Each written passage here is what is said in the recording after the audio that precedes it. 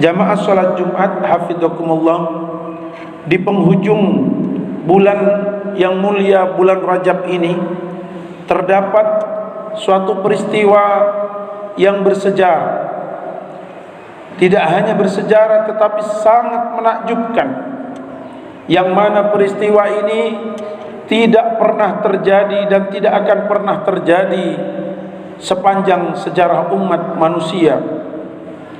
Peristiwa ini pula diabadikan tidak hanya di dalam buku-buku sejarah, tidak hanya di dalam perawi-perawi, tetapi di dalam kitab suci Al-Quran yang senantiasa kita baca.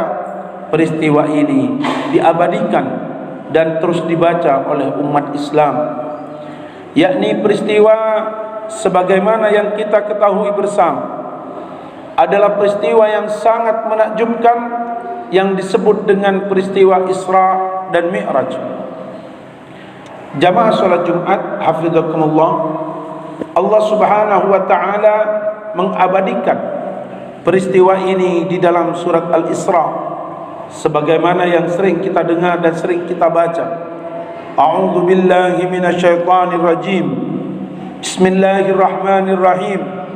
Subhanalladzi asra bi'abdihi lailan minal masjidil harami ilal masjidil aqsa alladzi barakna haulahu linuriyahu min ayatina innahu huwas samiul alim.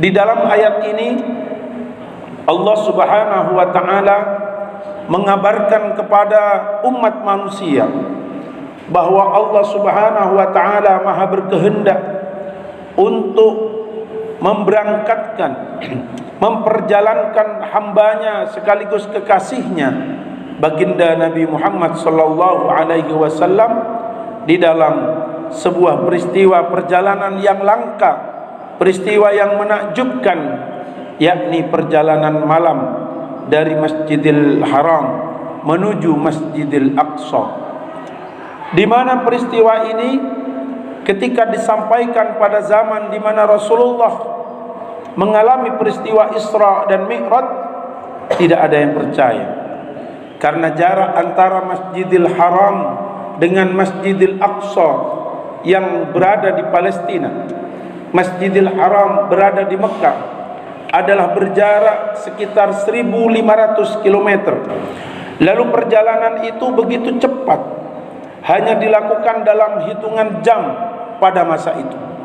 Rasulullah masih sempat sholat Isya, lalu kemudian didatangi oleh malaikat Jibril, lalu kemudian diajak berangkat menuju Masjidil Aqsa yang jaraknya 1.500 km. Dan yang lebih menakjubkan, sebagaimana disebutkan di dalam beberapa riwayat, bahwa kendaraan yang ditunggangi oleh baginda Nabi adalah kendaraan yang berupa cahaya, kendaraan yang berupa kilatan cahaya yang digambarkan bernama Al-Buraq. Buraq di dalam bahasa Arab serupa dengan Al-Barqu. Al-Barqu artinya adalah kilatan cahaya.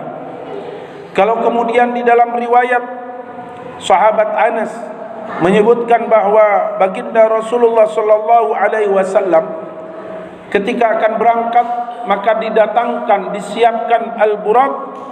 Apa itu Buraq? Baginda Rasulullah menjelaskan, wahwa dhabatun abyadu, adalah sebuah binatang melata yang berwarna putih, tawilun fawqal himar, lebih panjang daripada keledai, wadunal bagal, tetapi lebih rendah daripada zebra, kuda zebra. Itulah gambaran daripada Al-Buraq. Yada'u hafirahu inda muntaha tarfihi, tetapi sayapnya, kakinya begitu panjang, sayapnya begitu panjang, sehingga ketika hewan ini meletakkan sayap dan kakinya, maka ujung daripada kaki dan sayapnya sejauh mata memandang. Hewan ini tidak tinggi tetapi tidak pendek, tetapi sayapnya berada sejauh mata memandang. Faqala faraqibtuhu hatta ataitu Baital Maqdis. Lalu kemudian Rasulullah menunggangi hewan burak ini sampai ke Baital Maqdis. Farabatahu bil halqatil lati yarbitu bihal anbiya. Lalu kemudian hewan ini sebagaimana kuda, sebagaimana zebra, sebagaimana himar, juga ada ikatnya, ada talinya. Dan tali itu diikat ketika di Masjidil Aqsa, di tempat mengikat, sebagaimana para nabi-nabi terdahulu sering mengikat kudanya di situ ketika melaksanakan ibadah di Baitul Maqdis. Lalu kemudian summa dakhaltul masjidah. Lalu aku, kata Rasulullah, masuk masjid. Fa shallaitu fihi rak'atain. Lalu salat di dalamnya 2 rakaat. Dan berlanjut Rasulullah sallallahu alaihi wasallam di dalam hadis yang panjang ini menyebutkan summa araja bina ila sama'id dunya. Lalu diajak oleh malaikat Jibril yang menemani Rasulullah dalam perjalanan malam itu untuk menembus petala langit 7, dan di setiap pintu langit disambut oleh nabi-nabi terdahulu. Di langit pertama Rasulullah disambut oleh Nabiullah Adam. Di langit yang kedua disambut oleh Nabiullah Isa alaihi salam. Di langit yang ketiga disambut oleh Nabiullah Yusuf alaihi salam. Dan di langit yang keempat disambut oleh Nabiullah Idris alaihi salam. Di langit yang kelima disambut oleh Nabiullah Harun. Langit yang keenam disambut oleh Nabi Musa. Dan di Sidratul Muntaha di langit yang ketujuh disambut oleh kakek beliau, datuk beliau, Nabiullah Ibrahim alaihi salam. Jamaah salat Jumat yang dimuliakan oleh Allah, cukup saja kita berpikir tentang perjalanan Rasulullah dari Mekah menuju Palestina, Masjidil Aqsa, yang jaraknya 150 km. Jikalau itu diceritakan hari ini, mungkin kita tidak akan percaya. Apalagi diceritakan pada masa itu, 14 abad yang lalu, ketika belum ada media transportasi seperti yang kita lihat dan kita gunakan saat ini. Tiba Rasulullah sallallahu alaihi wasallam sepulang dari Isra Mi'raj, mengumpulkan orang-orang Quraisy, mengumpulkan penduduk Mekah, lalu kemudian bercerita. Spontan kebanyakan mereka tidak percaya dengan apa yang dilakukan, yang dialami oleh Rasulullah. Rasulullah dianggap membual, bercerita mengada-ngada tentang perjalanannya semalam dari Mekah menuju Baitul Maqdis, apalagi dilanjutkan sampai menembus ke langit 7. Maka tidak ada yang percaya kecuali segelintir daripada sahabat beliau, di antaranya adalah Abu Bakar As-Siddiq. Maka kemudian sahabat setia Rasulullah ini disebut dengan Abu Bakar, yang artinya orang yang terdahulu di dalam As-Siddiq mempercayai apa yang diceritakan oleh Rasulullah. Ma'asyiral hadirin jamaah salat Jumat yang dimuliakan oleh Allah,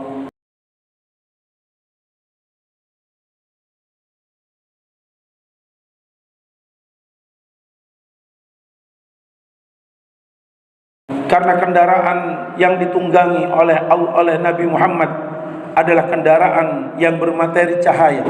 Jadi begitu cepat hewan ini, sehingga jarak tempuh yang ditempuh oleh burak ini adalah mampu menempuh 300.000 km per detik. Sehingga jarak antara Mekah ke Masjidil Aqsa tidak sampai 1 detik ditempuh oleh baginda Rasulullah.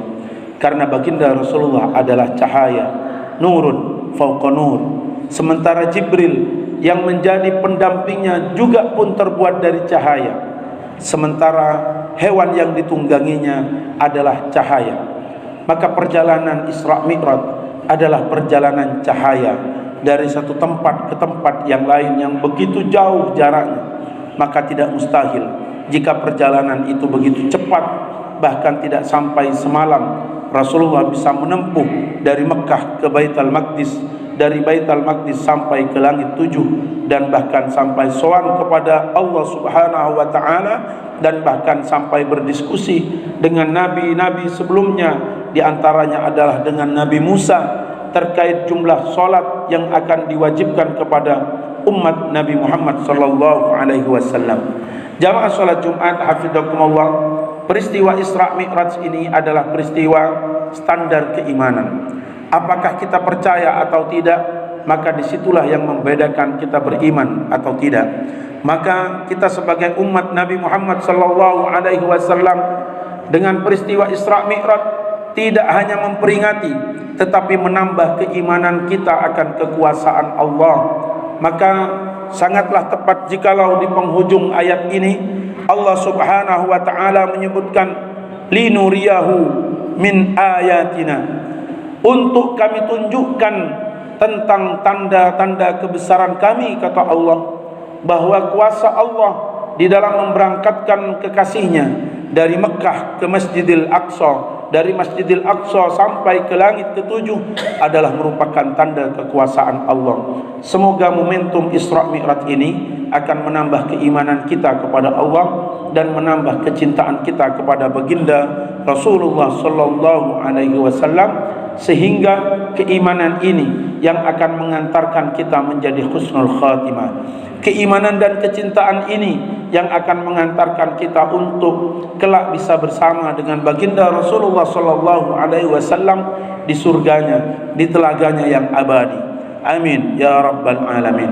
Wa qala Allah ta'ala fi kitabihil karim, a'udzu billahi minas syaitonir rajim, wal 'asri innal insana lafi khusrin illa alladhina amanu wa 'amilus shalihat wa tawasaw bil haqqi wa tawasaw bis sabr. Barakallahu li wa lakum fil Qur'anil 'azim wa nafa'ni wa iyyakum minal ayati wad dzikril hakim wa taqabbala minni wa minkum tilawatahu innahu huwas sami'un 'alim.